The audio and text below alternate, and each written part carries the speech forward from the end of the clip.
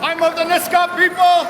It is my absolute honor and privilege to tread lightly and softly in unceded Coast Salish territory. I just wanted to say thank you all for coming here today. I'm standing here with my children because this is our teaching, is to stand up for their future generations. Our ancestors went to war for us. They survived thousands and thousands of years for us. And that's why we're here today. Thank you. This isn't just because we want to go out there and sing songs and protest. This is for our land. This is for our future. This is for...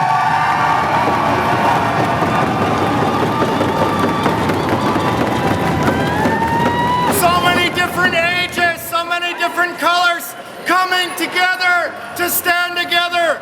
For this, I would like to offer up my family's victory song. Ah, ah, ah,